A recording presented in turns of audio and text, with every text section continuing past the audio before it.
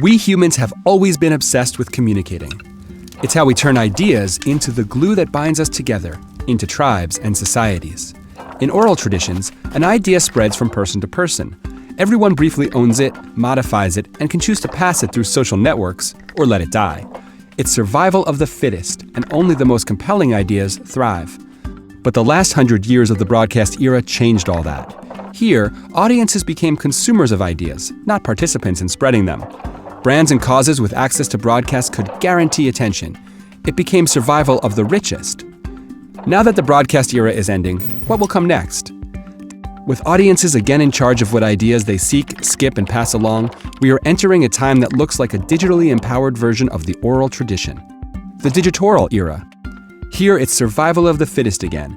And what kind of ideas survive in any oral tradition? Stories. It's time we all became storytellers again. But how? It starts by thinking of your brand itself as a story. Every communication you create is another chapter in an unfolding epic starring you and your audience. On the surface of any story, you'll find characters, settings, conflict. None of these things are placed there by chance. Every visible element of a well-told story is there to illustrate a core truth about the world, a moral of the story. Morals are themselves expressions of values that the storyteller wants to share. Different values create vastly different morals and story surfaces.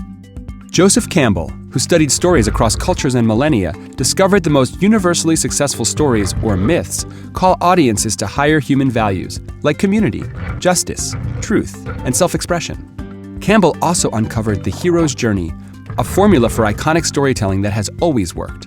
We still see it everywhere, and it provides huge insights for a story-based brand. An unlikely hero, a powerless outsider, muddles through a broken world.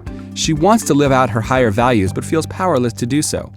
Then she meets a mentor who tells her so much more is possible. He gives her a magic gift and calls her to a dangerous adventure of self-discovery. On this adventure, she confronts the evil source of the world's brokenness and seizes a treasure with which she comes back to heal society. Audiences thrill to hear this story again and again.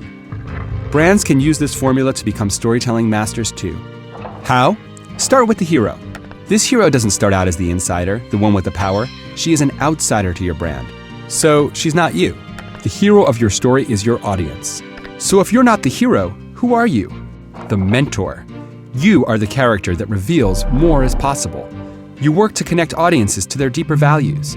You teach a core truth, a moral of the story, that provides hope to heal a broken world. Stop talking about how great you are and start telling stories about how great your audience can be.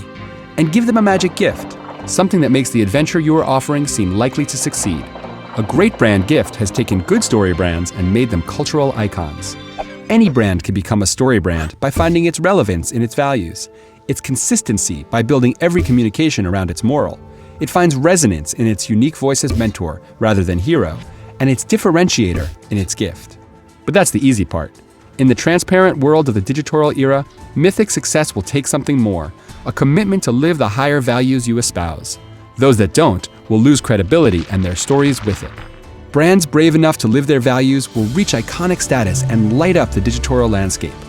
They will tell the stories and create the myths that will win the story wars.